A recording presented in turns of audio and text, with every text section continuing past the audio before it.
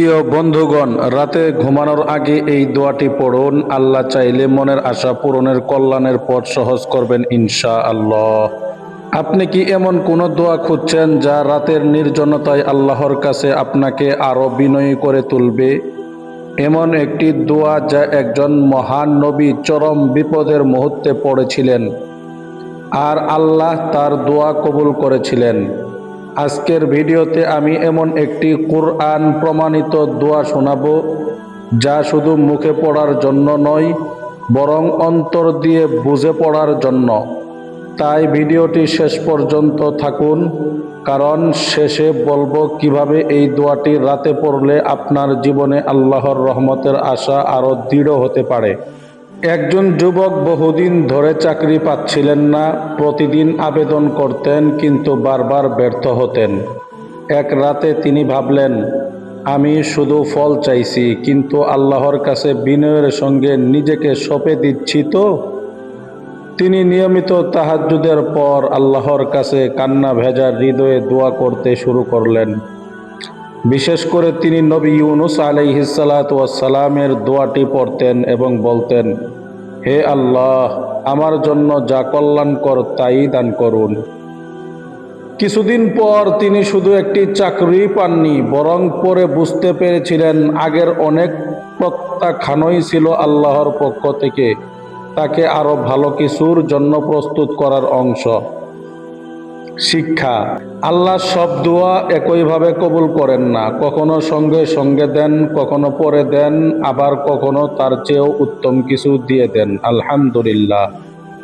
প্রিয় দর্শক, রাত হলো দোয়ার একটি বরকতময় সময়। রাসূল সাল্লাল্লাহু আলাইহি ওয়াসাল্লাম রাতের শেষ অংশে আল্লাহর কাছে বেশি বেশি দোয়া করার উৎসাহ দিয়েছেন।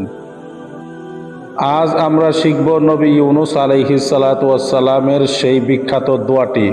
আর দোয়াটি হচ্ছে, লা ইলাহা ইল্লা আনতা সুবহানাকা ইন্নী কুনতু মিনাজ জালিমিন। অর্থ: আপনি ছাড়া কোনো সত্য উপাস্য নেই, আপনি সর্বতোভাবে পবিত্র, নিশ্চয় আমি নিজের উপর জুলুম করেছি। সূরা আল আম্বিয়া ৮৭ নম্বর আয়াত। এরপর আল্লাহ পাক রব্বুল আলামিন বলেন, ফাস্তাজাবনা লাহু ওয়া নাজ্জাইনাহু মিনাল গাম্মি ওয়া কাযালিকা নুনজিল মুমিনিন। অতঃপর আমি আল্লাহ তার দোয়া কবুল করলাম এবং তাকে দুশ্চিন্তা থেকে মুক্তি দিলাম, আর এভাবেই আমরা মুমিনদের মুক্তি দিয়ে থাকি। সূরা আল আম্বিয়া ৮৮ নম্বর আয়াত। প্রিয় দর্শক, এই দোয়ার বিশেষ মর্যাদা শুধু কুরআনেই নয়, সহিহ হাদিসেও এসেছে। রাসূল সাল্লাল্লাহু আলাইহি ওয়াসাল্লাম বলেছেন, দাওয়াতুন যিন্নুনি ইয দাআ বিহা ওয়া হুয়া ফি বাতনিল হুতি, লা ইলাহা ইল্লা আনতা সুবহানাকা ইন্নী কুনতু মিনাজ জালিমিন, ফাইন্নাহু লাম ইয়াদা বিহা রাজুলুম মুসলিমিন ফিহি শাইইন ফাকাত্তুন ইল্লা ইস্তিজাবাল্লাহু লাহ।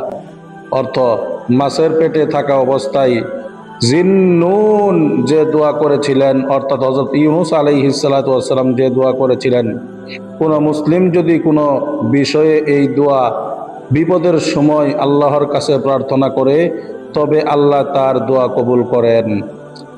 সুনানুত তিরমিজি ৩৫০৫ নম্বর হাদিস।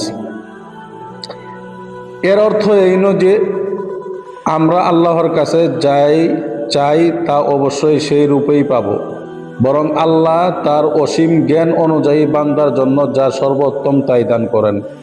এখন একটি প্রশ্ন, এই দোয়াটি কখন পড়বেন?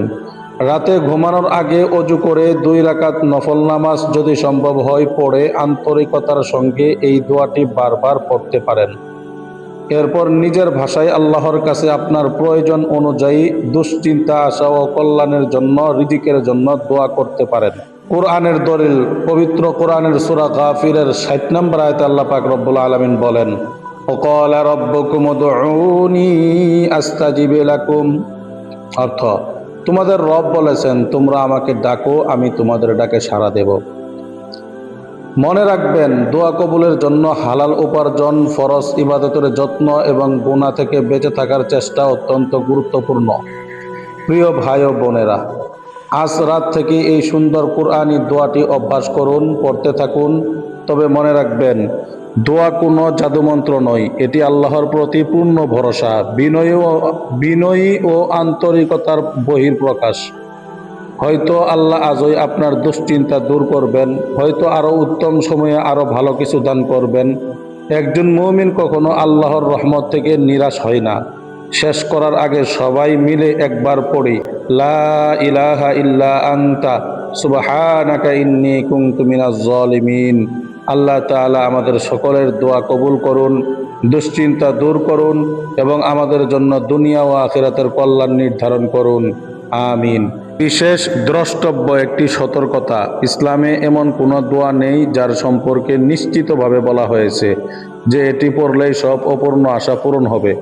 তবে উপরোক্ত দোয়াটি কুরআন ও সহিহ হাদিসের অত্যন্ত ফজিলতপূর্ণ এবং আল্লাহর কাছে বিপদ দূর হওয়া ও কল্যাণ লাভের জন্য দোয়া করা সুন্নাহ। যদি আপনার কাছে ভিডিওটি ভালো লাগে এবং আপনি কুরআন হাদিস ভিত্তিক সহিহ দোয়া ও আমল নিয়মিত শিখতে চান, তাহলে এখনই দেরি না করে লাইট অফ দোয়াস চ্যানেলটি সাবস্ক্রাইব করুন, ভিডিওটি লাইক দিন এবং আপনার প্রিয়জনদের সঙ্গে ভিডিওটি শেয়ার করুন। আল্লাহর একটি কথা ছড়িয়ে দেওয়াও বড় সওয়াবের কাজ হতে পারে।